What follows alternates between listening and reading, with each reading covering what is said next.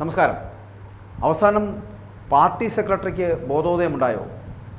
അല്ലെങ്കിലും പാർട്ടി സെക്രട്ടറിക്ക് തോൽവി എന്താണ് എന്ന് ഇന്നും മനസ്സിലായിട്ടില്ല. കാരണം അദ്ദേഹത്തിൻ്റെ കാരണഭൂതനായിട്ടുള്ള പിണറായി വിജയൻ ഇന്നുവരെ തോൽവി സമ്മതിച്ചിട്ടില്ലല്ലോ.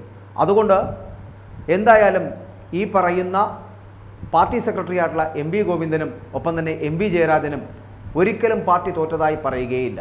പക്ഷേ ജനങ്ങൾക്കും അണികൾക്കും സി പി എമ്മിൻ്റെ നേതാക്കൾക്കും ബാക്കിയുള്ള നേതാക്കൾക്കും ഒക്കെ കാര്യം മനസ്സിലായി. 19ഓളം സീറ്റുകൾ മാത്രമല്ല 20 നഷ്ടപ്പെടേണ്ടതായിരുന്നു. ഒരു സീറ്റിൽ മാത്രമാണ് ആകെ രക്ഷപ്പെട്ടു പോയത്. അത് കെ രാധാകൃഷ്ണനാണ്. അത് ആലത്തൂരിൽ.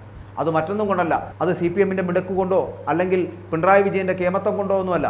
അവിടെ മത്സരിച്ച ആലത്തൂരിൽ മത്സരിച്ച കോൺഗ്രസിൻ്റെ സ്ഥാനാർത്ഥിയായിട്ടുള്ള ആ രമ്യ ഹരിദാസിനെ പറ്റിയ അബദ്ധങ്ങളാണ് അവിടെ കെ രാധാകൃഷ്ണനെ വിജയിപ്പിച്ചത് എന്ന് പറയേണ്ടിയിരിക്കുന്നു. എന്തായാലും ദുർബല ജനവിഭാഗങ്ങൾക്കുള്ള പെൻഷൻ അടക്കം കൊടുത്തില്ല. ആ പെൻഷനും ആനുകൂല്യങ്ങളും ഒക്കെ നൽകാത്തത് തിരഞ്ഞെടുപ്പിൽ തിരിച്ചടിയായി എന്നതാ ഇപ്പോൾ സി പി എമ്മിൻ്റെ സംസ്ഥാന സെക്രട്ടറി എം വി ഗോവിന്ദൻ സമ്മതിച്ചു കഴിഞ്ഞു. കേന്ദ്രത്തെ വിമർശിച്ചതുകൊണ്ട് മാത്രം കാര്യമില്ല എന്നും ജനങ്ങൾക്ക് കിട്ടാനുള്ളത് കിട്ടാത്തത് പ്രശ്നം തന്നെയാണ് എന്നും സമ്മതിക്കുകയാണ്. സി പി എമ്മിൻ്റെ പ്രത്യയശാസ്ത്ര കരുത്ത് ചോർന്നത് ബി ജെ പിയുടെ വളർച്ചയ്ക്ക് കാരണമായി എന്നും ആർക്കും മനസ്സിലാവാത്ത കാര്യങ്ങളൊക്കെ എം വി ഗോവിന്ദൻ പറയുന്നുണ്ട്. തെരഞ്ഞെടുപ്പിൽ നല്ലപോലെ തോറ്റിട്ട് ജയിച്ചു എന്ന് പറഞ്ഞുകൊണ്ട് നടക്കുന്ന കാര്യമുണ്ടോ? തോറ്റു, ഇനി എന്താണ് വേണ്ടത്? നമ്മളെങ്ങനെ തോറ്റു എന്ന കാര്യം നല്ലപോലെ കണ്ടുപിടിക്കേണ്ടതല്ലേ? കണ്ടെത്തിയാൽ മാത്രം പോരാ, തിരുത്തണം. 62 ലക്ഷം പേർക്ക് കൊടുക്കേണ്ട കുടിശ്ശിക പെൻഷൻ നമുക്ക് കൊടുത്തു തീർക്കാനായിട്ടില്ല. തോൽവിയെ സംബന്ധിച്ചുള്ള കൃത്യമായി മനസ്സിലാക്കി പഠിച്ച് തിരുത്തി മുന്നോട്ടേക്ക് പോകേണ്ടതുണ്ട് എന്ന് തന്നെയാണ് ഗോവിന്ദൻ പറഞ്ഞു വെക്കുന്നത്. തോൽവിക്ക് സംഘടനാപരമായിട്ടുള്ള പ്രശ്നങ്ങളുമുണ്ട്.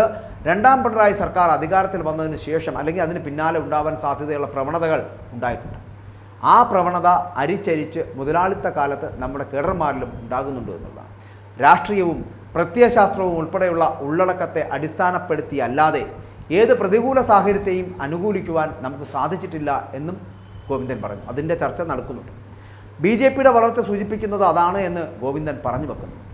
എന്തിനാണ് ഗോവിന്ദൻ സഖാവെ ഇങ്ങനെ സാധാരണ തൊഴിലാളികളായിട്ടുള്ള ജനങ്ങൾക്ക് മനസ്സിലാകുന്നൊരു ഭാഷ പറഞ്ഞത്?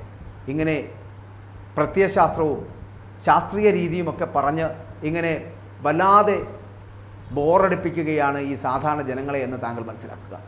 താങ്കളുടെ ഈ വരട്ട് തത്വശാസ്ത്രമൊന്നും ഇവിടുത്തെ സാധാരണ ജനങ്ങൾക്ക് ആവശ്യമില്ല. സാധാരണ ജനങ്ങളുടെ വിശപ്പകറ്റാൻ നിങ്ങൾ എന്തു ചെയ്തു എന്ന് മാത്രം സാധാരണക്കാരന് മനസ്സിലാകുന്ന ഭാഷയിൽ പറഞ്ഞാൽ മാത്രം മതി, അവർക്ക് മനസ്സിലാകും. അതല്ലാതെ നിങ്ങളുടെ ഈ വരട്ട് തത്വശാസ്ത്രവും മാത്രമല്ല ഇതുമായി ബന്ധപ്പെട്ട് താങ്കൾ മുന്നോട്ട് വെക്കുന്ന നിങ്ങളുടെ പ്രത്യയശാസ്ത്ര സംവിധാനങ്ങളുമൊക്കെ ഉണ്ട്. അതൊന്നും ഇവിടെ ഇനി വില പോകില്ല. അതൊക്കെ പറഞ്ഞു പറ്റിച്ചിരുന്ന ഒരു കാലമുണ്ടായിരുന്നു മുൻപ്. അതൊക്കെ കേട്ടു നിന്നിരുന്ന അന്തംകമ്മികളായിട്ട് നിങ്ങളുടെ അടിയാളന്മാരായി നിന്നിരുന്ന ഒരു വിഭാഗക്കാരുണ്ടായിരുന്നു. അതൊക്കെ കഴിഞ്ഞുപോയി. ഇതാ ഇപ്പോൾ സി പി എമ്മിനുള്ളിൽ തന്നെ പല നേതാക്കന്മാരും പിണറായിക്കും ഈ എം വി ഗോവിന്ദനും എം വി ജയരാജനും വരെ തിരിയുന്നുണ്ട് എന്ന് താങ്കൾ മനസ്സിലാക്കുക. എളമരം കരീമും കെ കെ ശൈലജയും ജി സുധാകരനും അടക്കമുള്ളവർ വെടിപൊട്ടിച്ചു കഴിഞ്ഞു. കടകംപള്ളിയും അതിനോടൊപ്പം ചേരുന്നു. എന്നിട്ടും നിങ്ങൾക്ക് മനസ്സിലാകുന്നില്ല എന്നുണ്ടെങ്കിൽ ദുർബലരാകുകയാണ് നിങ്ങളെന്ന് തിരിച്ചറിയുക. നിങ്ങളുടെ ജനവിഭാഗം, നിങ്ങളുടെ അണികൾ നിങ്ങളെ നാളെ കല്ലെറിയുന്ന ഒരു കാലഘട്ടത്തിലേക്ക് നിങ്ങൾ കടന്നു പോകുമെന്നും മറന്നു പോകരുത്. അതുകൊണ്ട് തോൽവി അംഗീകരിക്കാൻ പഠിക്കുക. തോറ്റത് എന്തുകൊണ്ടാണെന്ന് മനസ്സിലാക്കുക. നിങ്ങൾ തള്ളിക്കളഞ്ഞ ദുർബല ജനവിഭാഗങ്ങളുണ്ടല്ലോ, അവർക്ക് കൊടുക്കാതെ നിങ്ങൾ പൂഴ്ത്തി വയ്ക്കപ്പെട്ട പെൻഷൻ കാശുണ്ടല്ലോ, അതടക്കമുള്ളവ നിങ്ങൾ ദൂർത്ത് കളിച്ചപ്പോൾ നഷ്ടപ്പെട്ടു പോയത് വോട്ടാണ് എന്ന് മറന്നു പോകരുത്. അങ്ങനെ നിങ്ങളെ തിരുത്തുവാനുള്ള ശ്രമം നടത്തുന്നത് ഈ പ്രജകളായിട്ടുള്ള ജനങ്ങളാണ് എന്ന് തിരിച്ചറിയുക.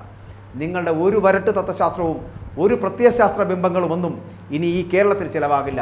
നിങ്ങളുടെ അന്തംകമ്മികളായിട്ടുള്ള അണികൾ പോലും ഇനി അത് വിശ്വസിക്കില്ല. സഖാവ് എം വി ഗോവിന്ദ. അതുകൊണ്ട് നിങ്ങൾ മനസ്സിലാക്കുക, നിങ്ങളും നിങ്ങളുടെ പാർട്ടിയും തകർന്ന് തരിപ്പണമായിരിക്കുന്നു. നിങ്ങളുടെ മുഖ്യമന്ത്രി അടക്കമുള്ളവരാണ് ഇതിന് പിന്നിൽ എന്നുള്ള കാര്യം മറന്നു പോകരുത്. നിങ്ങളുടെ മുഖ്യമന്ത്രിയെ ഈ ജനങ്ങൾ വെറുക്കുന്നു.